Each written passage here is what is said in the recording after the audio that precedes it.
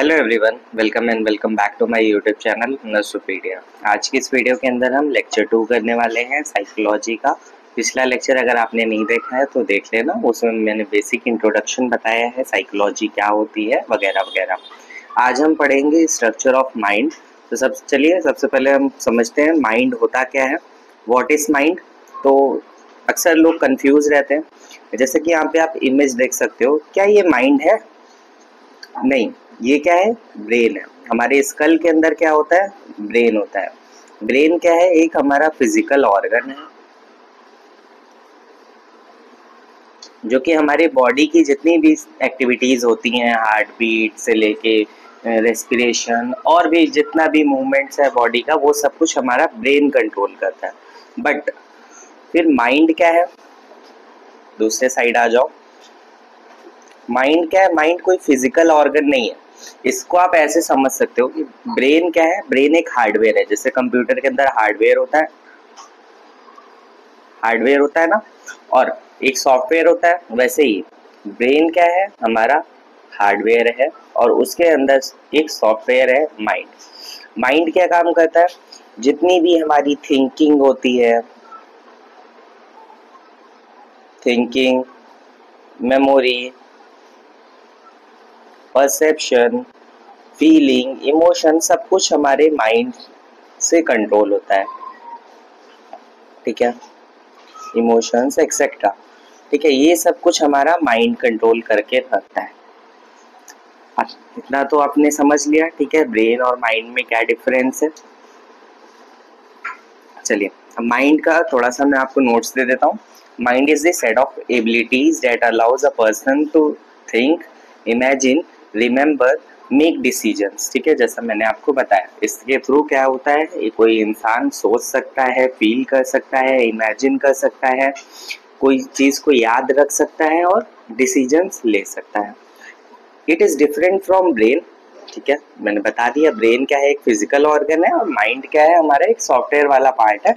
वो उसके अंदर हम कैसे फंक्शनिंग होती है, माइंड कैसे, मतलब ब्रेन कैसे फंक्शन कर रहा होता है, वो हम समझते हैं। इसमें सारी की सारी कॉग्निटिव एबिलिटीज होती हैं माइंड में। माइंड क्या क्या कंट्रोल करता है? ये थॉट्स को कंट्रोल करता है, जो भी आइडियाज, प्रॉब्लम सॉल्विंग एबिलिटीज होती हैं वो सब माइंड कंट्रोल करता है। इमोशंस को कंट्रोल करता है, हैप्पीनेस, फियर, एंगर। मेमोरी को, जो भी हमारे पुराने एक्सपीरियंस होते हैं उनको माइंड स्टोर करके रखता है। Will, decision making, choose actions. ठीक है, तो जो भी डिसीजन मेकिंग होती है वो माइंड के थ्रू होती है। अब साइकोलॉजी के अंदर क्या है, माइंड को जो है 3 डिफरेंट लेवल के अंदर बांटा गया है। Conscious mind, subconscious mind and unconscious level. ठीक है, इसको अब हम समझते हैं ये तीनों लेवल क्या होते हैं। Levels of mind. Sigmund Freud के अकॉर्डिंग माइंड क्या है, एक आइसबर्ग उन्होंने इमेजिन किया। ठीक है, आइसबर्ग क्या होता है? जैसे मान लो यहाँ पे एक इमेज देख सकते होगे आप लोग। एक मान लो आइस है बड़ी सी, वो एक पानी के अंदर तैर रही है। तो आइस क्या होता है? आइस जब भी पानी में फ्लोट करती है तो उसका सिर्फ 10% या 10% से भी पार्ट जो होता है पानी के ऊपर दिखाई देता है, बाकी वो 90% पानी के अंदर होता है।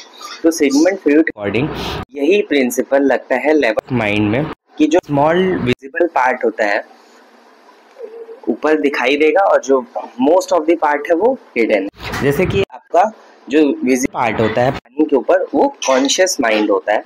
ठीक है, इसके अंदर जो भी हमारे थॉट्स हैं, फीलिंग्स हैं, जिनसे हम अवेयर हैं, वो कॉन्शियस माइंड के अंदर आता है। जैसे कि आप मान लो इस टाइम पे ये लेक्चर देख रहे हो तो आप इससे अवेयर हो।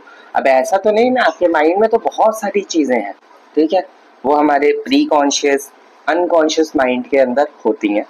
ठीक है, अभी के टाइम पे लेकिन आप कॉन्शियसली सिर्फ इस वीडियो को देख रहे हो, या कुछ और भी चीजें आपके माइंड में हो सकता है चल रही हो, आसपास के एनवायरनमेंट को देख रहे हो, तो वो सब क्या है? आपका कॉन्शियस माइंड है, जिससे आप अभी एट द प्रेजेंट अवेयर हो।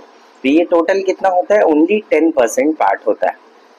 ठीक है, फिर उसके बाद आती है जो एक लेयर आती है, जो कि होता है हमारा प्री कॉन्शियस माइंड। कॉन्शियस और अनकॉन्शियस माइंड के बीच में प्री कॉन्शियस माइंड होता है। ठीक है, ये इन दोनों के बीच में बैलेंस बना के रखता है, इसीलिए इसको हम डोर कीपर भी बोलते हैं। क्या क्या मैंने समझाया आपको कि जो प्री कॉन्शियस माइंड होता है ये मिडल में होता है कॉन्शियस और अनकॉन्शियस माइंड के, इसीलिए इसको हम डोर कीपर भी बोलते हैं। डोर कीपर क्यों बोलते हैं? क्योंकि आप अगर मान लो कोई बड़े सुपरमार्केट में जाते हो तो गेट पे एक वॉचमैन खड़ा होता है जो आपके लिए गेट खोलता है और गेट बंद करता है, तो उसी तरह ये प्री कॉन्शियस माइंड भी होता है। हमारी जो भी बातें हैं जो कॉन्शियस माइंड में रखनी है उनको गेट खोलता है और वो कॉन्शियस माइंड में चली जाती हैं, और गेट बंद कर लेता है तो हमारे फिर से प्री कॉन्शियस माइंड के अंदर आ जाती हैं। जैसे कि मान लो पिछले साल आपका ब्रेकअप हुआ, ठीक है, अब आप उसे तो भूलने की कोशिश कर रहे हो, भूल चुके हो उसको, पर फिर भी अगर आप थोड़ा सा अपने दिमाग पे जोर डालोगे तो आपको सारी बातें याद आ जाएंगी। उसका मोबाइल नंबर आप अभी नहीं सोच रहे हो, बट आप थोड़ा सा अगर दिमाग में लगाओगे अपना तो उसका मोबाइल नंबर, एड्रेस, सब कुछ आपको याद आ जाएगा। यही है प्री कॉन्शियस माइंड।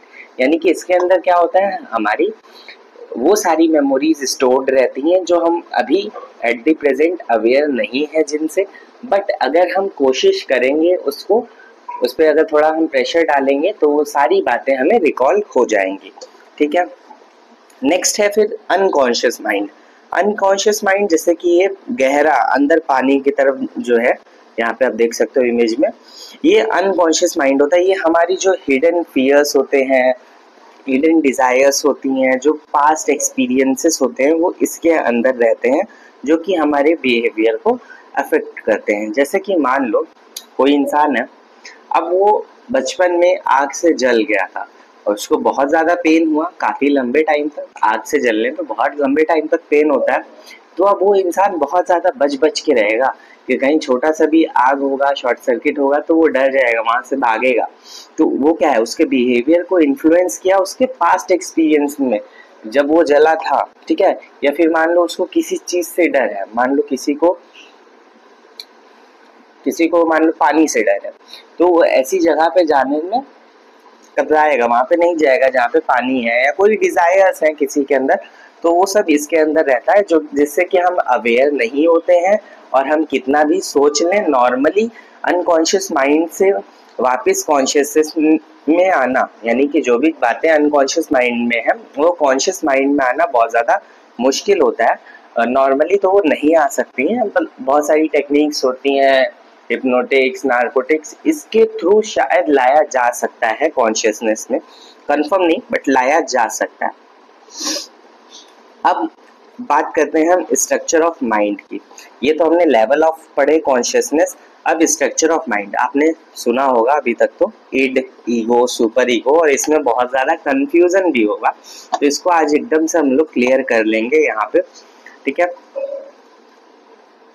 तो पहले तो आप ये कार्टून को समझो, ठीक है। जैसा आपने बचपन में डोरेमोन देखा होगा, तो उसमें क्या होता है, नोबिता जब भी अगर मान लो कुछ ऐसा काम करने जाता है जो कि गलत है बट उसके फायदे का है, ठीक है, बात को समझना, जो कि गलत है बट उसके फायदे का, तो उसके सामने दो लोग आ जाते हैं।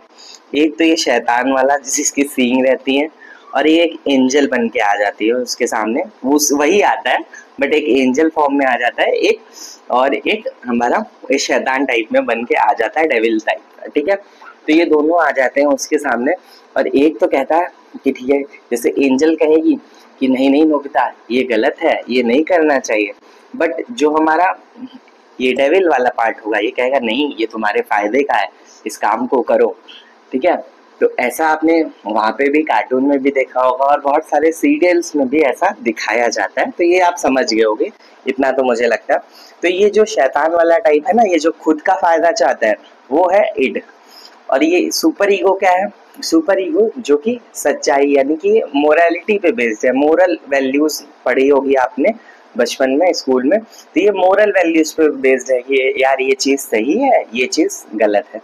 और ये बीच वाला बेचारा, जानते हो ना, बीच वाला हमेशा पिसता है, तो अभी बीच वाला इन दोनों को बैलेंस करने में लगा रहता है।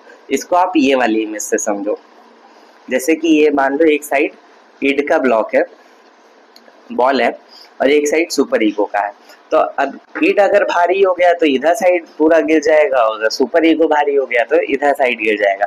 बट ये ईगो बेचारा क्या है, इन दोनों को बैलेंस करके चलता है, ना ये ज्यादा होना चाहिए ना ये ज्यादा होना चाहिए, ठीक है। अब इसको हम लोग समझते हैं। ईट क्या है, ईट बचपन से प्रेजेंट होता है, ये काम करता है प्लेजर प्रिंसिपल पे। प्लेजर प्रिंसिपल यानी कि उसकी जो भी मतलब इच्छाएं हैं वो तुरंत सेटिस्फाई होनी चाहिए। जैसे कि मान लो कोई इंसान कहता है I want it right now, मुझे ये चीज अभी चाहिए। इसमें अनकॉन्शियस इंस्टिंक्टिव डिजायर्स होती हैं, जैसे कि मान लो हंगर, सेक्स, अग्रेशन, ये सब ईड के अंदर होता है। बट अब ईगो क्या है, ये टाइम के साथ धीरे धीरे डेवलप होता है। ईगो बेस्ड होता है हमारा रियलिटी प्रिंसिपल पे, ठीक है, ये सच्चाई पे बेस्ड होता है। यानी कि ईड जैसे कि नहीं कि बस वो प्लेजर, हमको जो अच्छा लग रहा है वही चाहिए, नहीं, इसमें रियलिटी लॉज जो होते हैं हमारे, उनको भी ये फॉलो करने पे बेस्ड होता है। Balance it desires with real world rules, जो भी रूल्स होते हैं, लॉज होते हैं, उनको बैलेंस करता है। डिसीजन मेकर मेन ईगो होता है। सुपर ईगो क्या होता है, ये बहुत ज्यादा बाद में डेवलप होता है, लेट लाइफ में आपको मान सकते हो 20 या 25 या कुछ लोगों में 30 के बाद भी डेवलप होता है। इसमें क्या होता है, मोरल वैल्यूज होती हैं, ठीक है, मोरालिटी प्रिंसिपल पे वर्क करता है, यानी कि ये जज करता है क्या सही है और क्या गलत है, और किससे गिल्ट फील होगा और किससे प्राइड फील होगा, ठीक है। आपको मुझे लगता है कि समझ में आ गया होगा, एक बार और रिपीट कर देते हैं। ईड क्या होता है, ईड प्लेजर प्रिंसिपल पे काम करता है, यानी कि उसे जो भी चीजें चाहिए वो अभी के अभी चाहिए, ठीक है। ये बचपन से प्रेजेंट होता है, बच्चों को आपने देखा होगा कैसे जमीन पे लौटने लग जाते हैं अगर उनको चॉकलेट नहीं दिलाओ तो। और फिर एक ईगो होता है, ईगो रियलिटी प्रिंसिपल पे डेवलप, मतलब रियलिटी प्रिंसिपल पे बेस्ड होता है, ये काफी बाद में डेवलप होता है। और ये जो रियल वर्ल्ड है उससे मतलब उसके जो रूल्स हैं उसको फॉलो करता है। जैसे कि मान लो बच्चा थोड़ा सा बड़ा हो जाएगा तो उसे ये पता चल जाता है कि चॉकलेट खाने से हमारे दांत खराब होते हैं, तो वो चॉकलेट खाना छोड़ देगा या फिर कम खाएगा, तो वो बैलेंस बनाने लगेगा, ठीक है। बट फिर उसके बाद सुपर ईगो आएगा। सुपर ईगो बहुत ज्यादा बाद में डेवलप होता है, ये मोरालिटी प्रिंसिपल पे बेस्ड होता है। इसके अंदर इंसान क्या करता है, राइट और रॉन्ग को जज करता है। यानी कि अब क्या होगा, जैसे लोग बड़े हो जाते हैं, जैसे अभी हम लोग इस एज में आ गए, अब तो चॉकलेट कभी खाते ही नहीं है, तो वो डेवलप हो जाता है धीरे धीरे करके, ठीक है। ये था हमारा ईड ईगो सुपर। सो कि आपको ये वीडियो समझ में आई होगी, नहीं समझ में आई तो एक बार दोबारा से देख लेना। अगर कोई कंफ्यूजन है तो कमेंट्स में मुझे बताना, मैं नेक्स्ट वीडियो में उसको आपको समझा दूंगा, ठीक है। Thank you for watching this video. अगर आपको ये वीडियो अच्छा लगा हो तो लाइक करना, चैनल को सब्सक्राइब करना और अपने फ्रेंड्स के साथ शेयर भी करना।